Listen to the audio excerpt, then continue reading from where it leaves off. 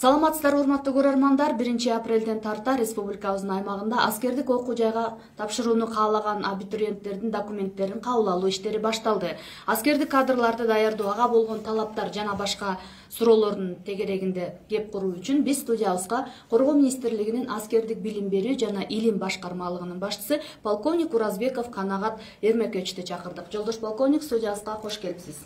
Кош болдуңуздар. Канагат Эрмекович, биринчи эле суроом, биз аскер кадрларын кайсы жерден, кайсы мамлекеттерден даярдайбыз? Рахмат сурооңузга. Саламатсыңарбы, урматтуу көрөрмандар? Биринчи айта кетсек, биринчи аскердик билимди биз Кыргызстандан Дайыр Асанов атындагы улуттук аскер лицейинде баштайбыз. Ошол жерден биздин жаш уландарыбыз 9-классты бүтүп, 2 жыл окуп, орто кесиптик лицейин окуп, анан ошол жерден анык аскердик жаңы биринчи аскердик билимин алышат.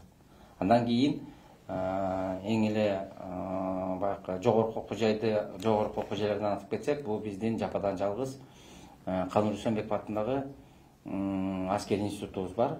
Кыргызстанда 4 жыл окуу мөөнөтү. Андан кийин Россия мамлекетине да тапшыра алышат. Казакстан мамлекети, Өзбекстан, Азербайжан, Кытай мамлекеттерине, Индия мамлекетине, бул баягы жогорку окуу жайларды айтып кетсем болот. Ал эми андан тышкары дагы баягы курстарыбыз да бар. 3 айлык курстар, 1 айлык курстар. Ал курстарга Европага да барып турушат, биздин Кореяга барып турушат, Америкага барып турушат. Негизи Коргоо министрлигинин билим берүү баягы алкагында биздин абдан көп мамлекеттерибиз менен келишимдерибиз бар. Ошол мамлекеттердин арасында 4 жылдык жанакы жогорку окуу жайлардан курстарга да көп мамлекеттерге чыгып турушат. Эми ошол аскер кызматын тандап алган, аскердик билим алууну каалаган уландар кандай документтерди тапшырыш керек? Кандай экзамендер тапшырылат? Рахмат. Биринчиден баягы документтерди кабыл алуу тартиби боюнча 1 марттан 31 мартка чейин бул биздин аскер бөлүктөрдө, кошуундарда ошол жерде бизден өтүп аткан анык аскердик кызматын өтүп аткан биздин аскер кызматчыларыбыз, жана контракт негизинде өтүп аткан аскер кызматчыларыбыз, алар 1 марттан 31 мартка чейин документтерди кабыл алынат. Ал эми биздин жалпы мамлекетибиздин жарандарына чейин 1 апрелден баштап 30 апрелге чейин ошо военкоматтарда документтерди кабыл алат. Эң негизгиси биздин жарандарыбыз ошо жергиликтүү ошо жашап аткан жердеги военкомат, аскер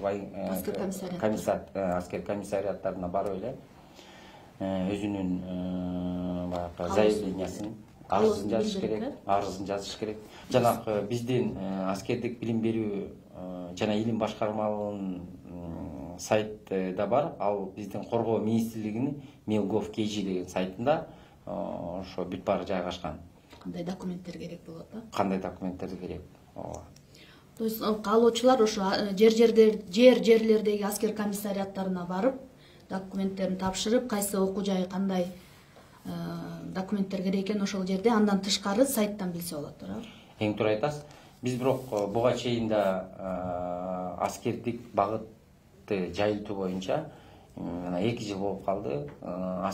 Биздин ошо аскер институтунун мугалимдери менен ар бир областка, ошо чоң шаарларга, мектептерге барып, ошо биздин окуу жайлары боюнча, дагы аскердик багыт боюнча жакшы бир иштерди алып барып атабыз. Ошо жерге барганда, мына силердин алдыңызда көргөндөй, мындай болгон жерде брошюркалар даярдалган, кичинекей жана чоң. Ошо биз ошо мектептерге барып, мына жерде кандай окуу жайлар бар, кайсы мамлекеттерде, анан кандай сертификат, эмнелер керек, кайсы баягы өзүнүн деңгээлинде кандай тастыктаган документтер бар, ушул жерде жазылган. Мунун баарын биз берип, ошо барган жерибиздеги мектептерге таратып бергенбиз. Андан тышкары бизден дагы өзүнчө бир бул жерден аскердик комиссариаттардын жыйынында болгондо бизде өзүбүздүн талаптарыбызды айтканбыз. Ал жерде жергиликтүү аскер комиссариаттарынын башчылары, жардамчылары баардыгы билет бул боюнча. Ошол жерден барып кандай документ, эмне даярдаш керек, ошол жерден түзмөн-түз ошол жерден иш алып барса болот. Анда кандай экзамендер тапшырылат жана кандай сынактардан өтүшөт каалоочулар?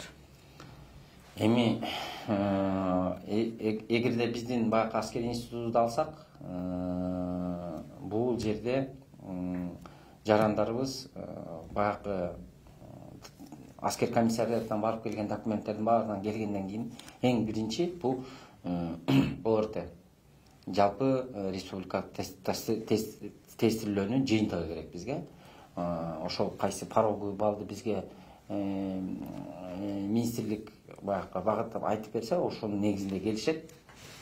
Андан кийин келгенден кийин ошол пороговыйдан өткөндөн кийин эң негизгиси бизде медициналык кароо болуп калат. Ошо медициналык кароодон өткөн эле жарандар кийинки турга өтө алышат. Кийинки турубуз бул физикалык деп коебуз. Бул дене тарбия даярдыгы боюнча сынактарды өтүшөт. Андан кийин өткөндөн кийин 3-чү тур деп коет. Бизде бул профотбор деп коет. Бул жерде математика, физика, орус тил, география, тарых ошол комплекс түрдө тест түрүндө тапшырат. Анан дагы психотбор деп коет. Бул психикалык жактан өзүнүн баягы согушка кандай туруштук бере алат, ошол жактан да өтүшөт. Ошолордун баарын өткөндөн кийин 5 сынактан өтүшөт, мындайча айтканда. Анан баарын өтүп келгенден кийин анан мандаттан комиссия деп коет.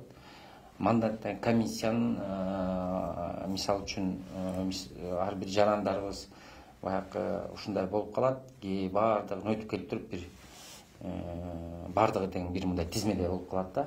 Баллы да бирдей болуп калат. Баягы башка жерден да мындай бир чыгып калат да. Ошондо ошо мандатты комиссия карайт. Анан бул жерден баягы башында эле мен айтып кеткем, биздин анык аскердик баягы өтүп жаткан биздин мындайча айтканда аскер кызматчылар, солдаттарыбызга, контрактниктерибизге жеңилдик көрсөтүлгөн. Булар мисалы үчүн чет өлкөгө келгенде тапшырам десе, ОРТ тапшырбай эле тапшырса болот. Бир ушундай жеңилдик бар. Ал эми мисалы үчүн жарандарыбызга болсо, жанакы атасы жок, энеси жок жарандарыбыз бар да. Же болсо атасы баягы согушта курман болгон ошолордун балдарына ушундай жеңилдиктер көрсөтүлгөн. Жакшы. Ушул сынактар маалында коррупциялык көрүнүштөрдү жок кылуу жаатында кандай иштерди жүргүзүп жатасыздар жана кокус жаран ушундай көрүнүшкө кабылса кайда кайрылса болот, телефон чалса болот? Рахмат. Туура айтасыңар, бул жерде баягы коррупциялык көрүнүштөр боюнча биз өзүнчө система ойлоп тапканбыз. Мисалы үчүн аскер лицейин алып көрсөк, ал жерде баягы медициналык кароодон өткөндөн кийин, физикалык баягы дене мүчөсүн кароодон өткөндөн кийин, анан тестке киргенде, ал жерде бир мисал катары айтып кетем, тестке киргенде комиссия түзүлөт. Комиссиянын курамына ошол эле балдардын ата-энелери келет, прокуратурадан, биздин ГКМдан өкүлдөрү келет. Анан баардыгы деген ошол жерде камера тартылып турат. Бирөө кирип, бирөөгө жардам берип, же бирөөнү мынтип айтып, же бир кандайдыр бир башка мындай үстөккө бир бала ала албайт. Эгер бизде ошо бала чыныгы даярданып, чыныгы акылдуу, чыныгы күчтүү болсо, ошол балдар өтө алат да. Бул жерден бирөөнүн таанышы же бирөөнүн мындай сүйлөшүп мынтип кирүүгө болбойт. Анын үстүнө улуттук тестирлөө борбору өткөрөт ошол тесттерди. Дал ошондой улуттук тестирлөө комиссиясы келип туруп, алар көз карандысыз. Алар да келет, өзүнүн мисалы мындайча айтканда билеттерин бизге көрсөтпөйт. Алар өзүлөрү даярдашат. Ошондой эле улуттук комиссия, тестилөө комиссиясы биздин аскер институтка да келет да. Ошо өзүнүн билеттерин берет. Ал жактан да бизге эч кандай баш ийбейт. Анан кийин өзүнүн тыянагын бизге чыгарып беришет. Жакшы, эми ошол окуу жайга тапшырган курсанттардын камсыздоосу тууралуу айтып берсеңиз. Кийим кече, тамак аш жагынан биздин курсанттар стипендия алышат, ошолор туурасында кененирээк айтып берсеңиз. Рахмат. Эми биздин курсанттарыбыз тапшырып атканда, жогорку окуу жайга тапшырып атканда, жанакы аскер лицейибизге тапшырганда бүт бар бул гранттык негизинде. Кийим кечеден баштап тамак ичкен бүт бар бекер. Тамак беришет. Андан тышкары стипендия. Стипендия бул мынтип айтып кетсем биздин жогорку окуу жайлардын ичинде жалгыз эле жогорку окуу жайы. Ушунчалык көбүрөөк стипендия алат. Биринчи курста, мисалы үчүн, биринчи курста бардыгы 500 сомдон алышат айына. Ал эми экинчи, үчүнчү, төртүнчү курста 4000ден 8,5 миңге чейин ай сайын. 4000ден бул жанакы канааттандыралык окуган биздин курсанттарыбыз. 6,5 миңден бул бизде жакшы окуган, ал эми эң жакшы окуган курсанттарыбыз 8,5 миңден ай сайын ушундай стипендия алып турушат. Биздин республикабыздын башка окуу жайларында мындай стипендия жок болсо керек. Биздин республикада андай ала турган студенттердин арасында жок.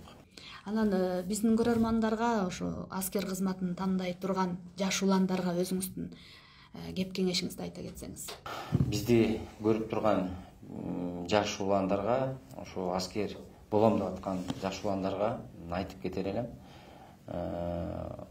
Аскердик кызмат бул аябай кызыктуу. Дүйнө жүзүнө белгилүү болгон маршал Жуков мынтип айткан: путь офицера не бывает сложной, она бывает славной деп. Ошондуктан аскердин жолу эч качан оор болбойт, аскердин жолу даңктуу болот. Ошондуктан мен силерге кааларым, аскер кызматкери болуп, курсант болуп тапшырам деп аткандар ички жүрөгүңөрдөн келип тапшыргыла. Силерге дагы стипендия төлөнүп берилет. Андан тышкары жана мен айткандай, башка чет өлкөлөргө окуйм десеңер, биздин коргоо министрлигинин сайтында, mil.gov.kg сайтында ошол жерде кандай окуу жайлар бар, келечекте ким болосуңар, летчик болом дейсиңер, летчик болсоңор болот. Дагы башка көп кесиптер бар, ошол кесип тандап келгиле. Биз силерди кучагыбызды жайып тосуп алабыз. Жолдош полковник, студияга келип бизге маанилүү маек куруп бергениңиз үчүн чоң рахмат, ишиңизге ийгилик. Кошумча суроолоруңуздар болсо комментарийге калтырыңыздар, ар бир суроону жоопсуз калтырбайбыз. Кайрадан көрүшкөнчө.